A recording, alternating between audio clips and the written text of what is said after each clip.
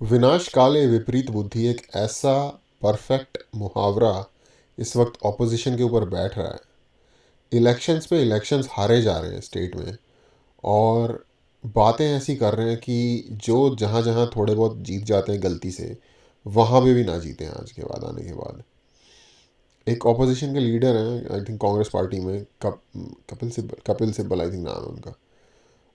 कहने को भाई बहुत बड़े लॉयर हैं और नेता हैं और पता नहीं क्या कुछ हैं।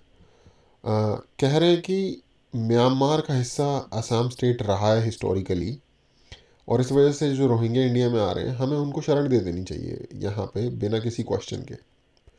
कौन सी हिस्ट्री की इन्होंने कोई खास बुक छपती है जो इनके मोहल्ले में बांटी जाती है, या पता नहीं म्यांमार की हिस्ट्री बुक के स्कूल में पढ़े हैं जहाँ ने ये वाली हिस्ट्री पढ़ ली है। हिस्टोरिकली गलत है, लॉजिकली गलत है, सिडिशियस बातें हैं। इन लोगों के ऊपर कोई केस वेस नहीं बनता क्या? जस्ट बिकॉज सुप्रीम कोर्ट में ये लॉयर है ये बंदा, तो जो मर्जी उल्टियाँ मार देगा मुंह से इस तरीके की। एनीवे यार, इनके हाल जैसे हैं बर्बाद, ऐसे ही ये बर्बाद ही रहना चाहिए इस तरीके की बातें ये कर रहे हैं।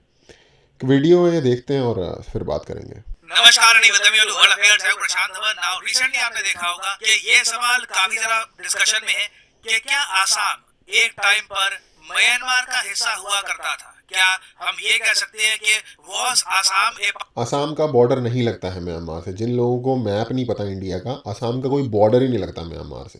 तो या तो असम के अलावा कोई और भी राज्य होगा, ठीक है। और अगर उस राज्य का नाम है बेसिकली मणिपुर, मणिपुर और इवन आसाम के भी थोड़े से एरिया में एक सर्टेन टाइम के लिए, बिल्कुल मतलब मिनिस्क्यूल टाइम, काउंट भी नहीं जो हिस्ट्री में हो सकता, वैसे टाइम के लिए उनके कुछ ट्राइब्स ने कब्जा कर लिया था बेसिकली। जस्ट ये हिस्ट्री है, हमेशा से पार्ट रहा था। अबे कौन से गोबर की किताबें पढ़ रहे हो भाई तुम? क्या हो तुम्हारा पार्ट दिमाग? Of Myanmar? यहाँ पे आप देख पाएंगे कपिल और ये सिब्बल। बंदा यार बुजुर्ग आदमी है, पूरी जिंदगी चोरी कर करके माल बनाया है, भर लिए घर, अभी भी ऐसी बातें करके देश को और मतलब यार कोई ग्रज है इनके दिलों में कंट्री के अगेंस्ट, या पता नहीं क्या, ये कहाँ से ऐसी ऐसी बातें करते हैं, सोच क्या इनके दिमागों में चल रहा होता है। भाई इंटेलिजेंट बंदा होगा ना, तभी तो लॉयर बन गया सुप्रीम कोर्ट का। तो बेवकूफ तो नहीं है ये बंदा। Anyway move on. Kapil Sibal के बारे में आपको पता होगा, आज के समय ये मेंबर ऑफ पार्लियामेंट है फ्रॉम राज्यसभा। एक टाइम पर जब यूपी की गवर्नमेंट थी, ये बहुत सारी मिनिस्ट्री संभाल चुके हैं। Ministry of science, human development ministry, IT ministry, law minister भी ये रह चुके हैं। बहुत सारा एक्सपीरियंस है इनके पास। और साथ हिंदुस्तान बर्बाद ना हो तो क्या हो, ऐसे ऐसे बैठे हुए हैं। ही साथ ये सुप्रीम कोर्ट में एक वकील भी है। तो अभी रिसेंटली क्या हुआ कि सुप्रीम कोर्ट में एक हियरिंग चल रही थी over the citizenship act of 1955। Basically बहुत ज्यादा सिंपल भाषा में अगर मैं आपको बताऊं, तो सुप्रीम कोर्ट में इस बात पर हियरिंग चल रही थी कि आसाम में जो रोहिंग्या है उनका हम क्या करें, क्या वो वहां पर बिलोंग करते हैं, नहीं बिलोंग करते। तो उसी दौरान ना कपिल सिब्बल साहब ने सुप्रीम कोर्ट को एक एग्जाम्पल के तौर पे ये बताया कि देखो आसाम में कब कौन आया, कहां से आया, ये ट्रेस करने के लिए जाएंगे तो बहुत ही कॉम्प्लिकेटेड प्रोसेस हो जाएगा। आसाम की हिस्ट्री इतनी पुरानी है। क्या आप लोग जानते हैं कि एक टाइम पर आसाम म्यांमार का पार्ट हुआ करता था? तो कौन कहेगा? कोई भी काम वर्थ करना कॉम्प्लिकेटेड ही होता है, ठीक है। हगना कॉम्प्लिकेटेड नहीं होता, और वो आपने अपने मुंह से दिया यहाँ पे। जो भी ढंग के काम होते हैं ना स्टेट क्राफ्ट के, वो कॉम्प्लिकेटेड ही होते हैं। कि कौन कहां से आया है, किसकी माइग्रेशन कैसे हुई है। और ये जो वीडियो है ना आज के समय, ये भी काफी वायरल हुई है। छोटी सी वीडियो है, कुछ सेकंड्स की। ये मैं चाहता हूं आप देखें, फिर हम बात करेंगे कि क्यों ये टॉपिक एक कंट्रोवर्सी का कारण बन चुका है। No migration can ever be bad. And if you look at the history of Assam, you'll realize that it's impossible to figure out who came when. Assam, which The entire human migration throughout the history has been mapped. Origin Africa से जो हुआ है humans का, वो कैसे map हुआ है? सिब्बल जी के मामा जी बैठे हुए थे कैमरा लगा के सीसीटीवी पूरे रास्ते के ऊपर। यार ये लोग यार लिटरली दीमक हैं जो चाट रहे हैं हमारी कंट्री को अंदर से बैठ के, चाट गए हैं बल्कि। originally was a part of Myanmar. What? Assam originally was a part of Myanmar. अबे यार,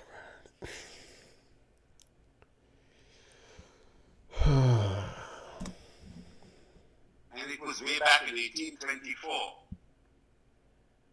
after the British conquered a part of it, that a treaty was entered into by which Assam was handed over to the British.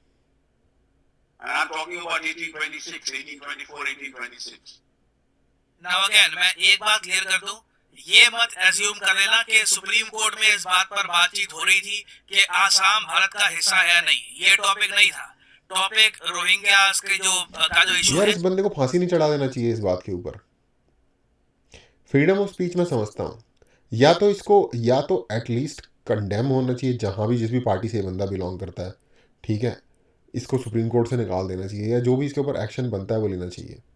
चलो भाई freedom of speech है, फालतू की बकवास blabber करते रहो पब्लिक प्लेटफॉर्म पे इस तरीके से आके। यार कल को म्यांमार वाले सोच रहे होंगे भाई ये तो हमारा क्लेम तो यही ठोक दे रहा है जाके, हम क्यों पीछे रहे, हम भी क्लेम कर देते हैं। असम का डायरेक्ट बॉर्डर नहीं लगता बाबा जी म्यांमार के साथ, बीच में मणिपुर है, मणिपुर के और असम के कुछ हिस्से में थोड़े दिन के लिए उन्होंने आसाम में उसका चल रहा था। मेन देखिए यहाँ पे उन्होंने एग्जांपल दिया है कि माइग्रेशन कभी आप मैप नहीं कर सकते। सिंपल साहब ने कहा कि अब आसाम एक टाइम पर ओरिजिनली, इन्होंने ये लाइन यूज करी है ना कि आसाम ओरिजिनली म्यांमार का हिस्सा था। ये सुनकर कई लोगों ने आपत्ति जताई है, पर्टिकुलरली आसाम के ही चीफ मिनिस्टर ने। यहाँ पे आप देख पाएंगे आसाम के जो चीफ मिनिस्टर हैं हिमंता बिस्वास, इन्होंने ये कहा है कि अगर आपको आसाम के बारे में पता नहीं है तो आपको बोलना नहीं चाहिए, और आप अगर हिस्टोरिकल कंटेक्स्ट में बोलो ना तो ये कहना कि सही में यार जब इतनी बड़ी पोजीशन पे बैठे हुए लोग, बड़ी एज का बंदा है, मतलब नेचुरली रिस्पेक्टफुली बात इस व्यक्ति के बारे में करने का एक इंस्टिंक्ट आएगा इंसान के अंदर से, पर ये ऐसी बातें करते हैं। और हमारे देश की यह तो जनता सो रही है या इतनी भोली है या उनको पता ही नहीं है कि क्या चल रहा है, वो अपने डेली के लाइक ज़िंदगी के दिक्कतों में इतने फंसे हुए हैं कि ऐसे ऐसे बंदे जिनका यार ये बंदा बेवकूफ़ नहीं है यार, ये एक वकील, एक अच्छा वकील बनने के लिए एक साउंड माइंड होना ही चाहिए, और ये बंदा सुप्रीम कोर्ट जो कि कंट्री की हाईएस्ट कोर्ट है उसमें लॉयर है।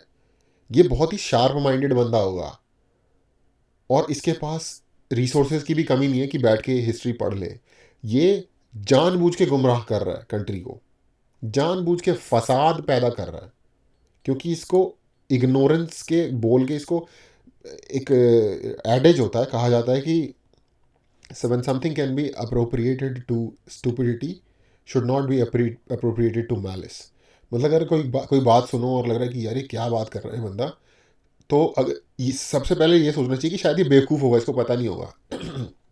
पहले ये नहीं सोचना चाहिए कि ये जानबूझ के कर रहा है, पर ये बंदा जानबूझ के कर रहा है क्योंकि ये बंदा पढ़ा लिखा है, इसने दुनिया देखी है, ये हाईएस्ट पोस्ट्स पे रहा है कंट्री की, और ये स्मार्ट है बंदा। Otherwise there is no chance कि ये सुप्रीम कोर्ट का लॉयर बन जाएगा। इसको इतनी हिस्ट्री नहीं पता, बेसिक हिस्ट्री है ये एक हमारी कंट्री के नॉर्थ ईस्ट के पार्ट की, सब पता है इसे। ओरिजिनली म्यांमार का पार्ट था, ये बहुत एक्यूरेट स्टेटमेंट नहीं है, क्योंकि अगर हम हिस्ट्री देखें कि आसाम के साथ हुआ क्या था, कब ये म्यांमार के अंदर आया और कैसे, मतलब आप कह लीजिए कुछ ही सालों में म्यांमार ब्रिटिश इंडिया का पार्ट था। वापस मांगो, पूरा म्यांमार मांगो वापस। कैसे कैसे लोग बैठ जाते हैं का पार्ट लिया था ना। तो ये अगर आप कहोगे कि Assam was originally part of Myanmar, ऐसा लगता है कि हमेशा से ही म्यांमार का एक बड़ा एम्पायर हुआ करता था, उसमें आसाम आता रहा, व्हिच इज नॉट करेक्ट। थोड़ा सा मैं आपको हिस्टोरिकल कंटेक्स्ट देता हूं यहाँ पर कि हुआ क्या था। आसाम के अगर हम किंगडम को देखें तो 600 सालों तक यहाँ पर सिर्फ एक ही किंगडम का राज्य था, ये किंगडम था द अहोम किंगडम। देखिए जो अहोम किंगडम है ये 1228 से लेकर 1820 तक एग्जिस्टेंस में रहा था। ये एक आलीशान किंगडम था आप कह सकते हैं, क्योंकि even though northern India, western India, even central India आप कह सकते हैं बहुत हद तक मुगल एक्सपेंशन के अंदर आ चुका था, मगर नॉर्थ ईस्ट में मुगलों की एंट्री कभी प्रॉपरली हो नहीं पाई because of the Ahom kingdom. Ahom kingdom ने कई बार मुगल्स को हरा दिया था वॉर में, और यही टेस्टमेंट है इस किंगडम की कि 600 साल तक इस रीजन को इंडिपेंडेंस, आप कह लीजिए कंप्लीट इंडिपेंडेंस थी अंडर द अहोम किंगडम। ये 600 सालों तक कॉलोनाइज हुआ नहीं, अंटिल द 1820s केम। और ये बात बोलना, सिर्फ शब्दों में बोलना कि मुगल एम्पायर से आसाम को बचा के रखा अहोम किंगडम ने, ये जो वर्ड्स है ना, ये सिंपली डिस्क्राइब नहीं करते कि इसमें कितना एफर्ट या लगा होगा। ये अप्रिशिएट नहीं करते उनके एफर्ट को। ये बोलने में लगता है अच्छा हाँ बजा के रखा, कोई क्या हो गया यार। इसके लिए मैं एग्जांपल क्या दूँ? इस तरीके के एग्जांपल ना आपको शायद कॉकेसस में मिलते हैं, जहाँ पे जॉर्जिया कंट्री है या आर्मीनिया कंट्री है। हंड्रेड्स ऑफ ईयर्स तक उनके नेक्स्ट, मतलब ऑटोमन एम्पायर भी एक ऐसा ही एम्पायर है जो ऑलमोस्ट 800 सालों तक एम्पायर चला है वो, तो उसको दुनिया का एक one of the most important empire कहा जाता है। उनके अंदर अपनी सिविलाइजेशंस को आर्मीनियंस ने और जॉर्जियंस ने जिंदा रखा है। ये उस लेवल की अप्रिसिएशन डिजर्व करती है ये चीज़। मैं थोड़ा सा आपको समझाता हूँ कि कितनी बार अहोम किंगडम और मुगल्स की वॉर हुई थी। यहाँ पे आप देख पाएंगे ये लिस्ट है कॉन्फ्लिक्ट्स की। मुगल्स ने कई बार कोशिश करी। 1615 में एक इनका कैंपेन हुआ था, अहोम मुगल वॉर हुई थी। यहाँ पर अहोम किंगडम की डिसाइसिव जीत हुई। उसके बाद आप देखोगे लगातार 6 बार अहोम किंगडम ने लगातार मुगल साम्राज्य को हराया। फिर उसके बाद देखिए स्थिति ऐसी भी हो गई थी 1619 तक, जब अहोम किंगडम थोड़ा सा आगे बढ़ा और मुगल्स की जो टेरिटरी थी ये इन्होंने कैप्चर करने की कोशिश करी, बट यहाँ पे थोड़े से ये असफल हुए थे। जो इनके मिलिट्री ऑब्जेक्टिव से ये कंप्लीट नहीं हो पाए।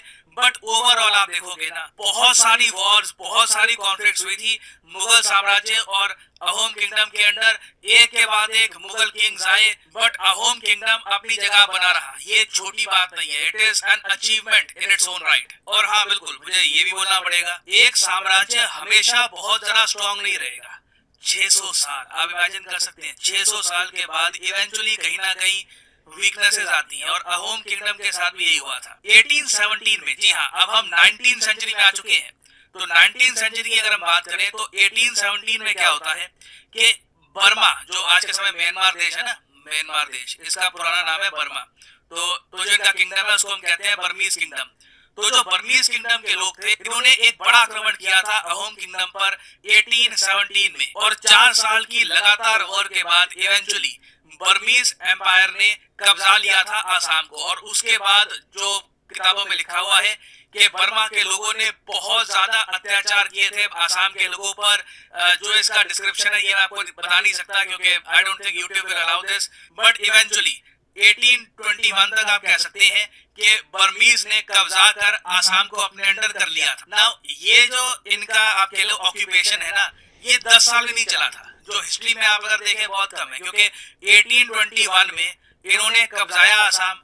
और फिर क्या होता है कि 1826 में ट्रीटी ऑफ यांदाबो साइन होती है ईस्ट इंडिया कंपनी और किंग ऑफ बर्मा के अंडर, जिसके अंडर वो कहते हैं कि ठीक है, जो बर्मीज लोग हैं वो आसाम में अपनी ऑक्यूपेशन खत्म कर देंगे, वो लोग पीछे चले जाएंगे। तो गिनती के 5 साल तक आसाम इनके अंडर था। तो क्या हम ये कह सकते हैं इस बेसिस पर कि आसाम ओरिजिनली बिलोंग करता है म्यांमार को? ये क्वेश्चन यहाँ पे ऑफ कोर्स मैं आपसे पूछूंगा, आपके हिसाब से क्या ये स्टेटमेंट करेक्ट है या फिर नहीं? लिखेगा इसके बारे में वैसे कमेंट सेक्शन में। और अब आप ऐसे समझ गए होंगे कि क्यों आसाम के चीफ 5 साल ऑक्यूपेशन रही है बर्मा की असम के ऊपर, ठीक है। और ये हमारे नेता, सो कॉल्ड नेता, ये कह रहे हैं कि असम शुरू से ही बर्मा का पार्ट रहा है, तो इसलिए रोहिंग्या जो आ रहे हैं उनको आके रहने दो, किसी की ट्रेस नहीं की जा सकती। ये वो क्यों नहीं की जा सकती? करने वाले बनोगे तो सब करोगे। तुम लोग काम नहीं करना चाहते, तुम लोग खा के लूट के खा गए पूरी कंट्री को जब से तुम्हारी गवर्नमेंट रही है, और इसीलिए तुम्हारा ये हाल है। ना कोई तुम्हें वोट देता। जो मेंटली जो लाइक एक ट्रांस में फंसे हुए हैं ना कि भाई बीजेपी तो ये कर देगी, वो कर देगी, पता नहीं क्या कुछ कर देगी, जो कि करा कुछ नहीं है। इन्होंने 10 साल की गवर्नमेंट हो गई है इनकी, इन्होंने कोई भी इस तरीके की एट्रोसिटीज़ जैसे कि लोग क्लेम करते थे नहीं किया। तो पर जो लेफ्ट के जिनके दिमागों में लेफ्ट का कीड़ा फंसा हुआ है, वही लोग बस वोट देते हैं तुम्हें। अब चीफ मिनिस्टर को भी ये स्टेटमेंट देनी पड़ी कि आसाम के बारे में कमेंट मत करिए विदाउट कंप्लीट नॉलेज। तो यहाँ पर देखिए, मैं ये नहीं कहूंगा कि कौन सही था कौन गलत था, मैंने आपको कंटेक्स्ट बता दिया है कि क्यों ये टॉपिक न्यूज में था कि Assam was originally part of Myanmar. ये क्यों कहा गया, आसाम के चीफ मिनिस्टर ने इस पर क्या कमेंट करी है, और हिस्टोरिकली जो हमारे पास अकाउंट्स हैं जो हर एनसाइक्लोपीडिया में अवेलेबल है, वो हमको क्या बताते हैं। The rest is up to you. और अन अकेडमी को हाँ, ये वही लोग हैं जो अंग्रेज़ों को इस बात का क्रेडिट देते हैं कि इंडिया को कंसोलिडेट कर दिया अंग्रेज़ों ने, ये उनका बड़ा एहसान है। रेलवे इंडिया में अंग्रेज़ ले आए तो इंडिया में रेलवे आ गई, वरना रेलवे ही ना आती। जिन कंट्रीज़ में अंग्रेज़ नहीं गए वहाँ तो रेलवे नहीं आती, वहाँ तो छकड़े के ऊपर बैठ के जाते हैं ना लोग इधर से उधर। तो पॉलिटिकली अनबायस्ड रहना किसी भी सोचने वाले व्यक्ति के लिए कंट्री में ज़रूरी है, ये बात मैं 100% अग्री करता हूँ। लेकिन एक साइड पे अगर आपको इस तरीके के लोग मिले जो ऐसी बात कर रहे हैं, लिटरली गुमराह कर रहे हैं हमारी कंट्री की, कि उन लोगों को जिनके पास पढ़ने लिखने का इतना टाइम नहीं है या जो इतना इंटरेस्ट नहीं लेते चीज़ों में, इस लेवल के बंदे जब ऐसी बात करेंगे तो वो तो मान लेंगे ना उनको, इनके वर्ड ऑफ माउथ पे इनको ले लेंगे। लेकिन इनको पता नहीं है कि वर्ड की जगह ये उल्टियाँ मार रहे हैं अपने मुंह से, हिस्ट्री की जगह ये कूड़ा फेंक रहे हैं उनके मुंह के ऊपर। ठीक है, मैं खुद यार एक सर्टेन एज तक ऐसा सोचता था कि यार इतने हमले हुए कि हमारे यहाँ के लोग क्या इतनी हिम्मत नहीं हुई उनमें, या क्यों नहीं हुई इतनी हिम्मत उनके अंदर कि उन्होंने इन्वेडर्स का मुकाबला क्यों नहीं किया। क्योंकि इस तरीके का करिकुलम, इस तरीके का ये इन्होंने डिज़ाइन किया हुआ है इतने सालों से, इतने डेकेड से, कंट्री को एक लाइक लो सेल्फ कॉन्फिडेंस वाले ग्रुप ऑफ पीपल में इन्होंने एक तरीके से ना बिल्डअप किया हुआ है, ताकि एक गुलामी वाला माइंडसेट रहे और वो इनको ही वोट दें हर बार। तो इसलिए मैं तो भाई बिल्कुल खुल के, कोई मुझे ये कहने में कोई दिक्कत नहीं है कि हमें, मेरा 100% सपोर्ट उस तरीके की पार्टी को है जो कि आज जो उस कामों को है जो कि आज के टाइम पे बीजेपी कर रही है, सिंपल एज दैट। और इन ही हरकतों की वजह से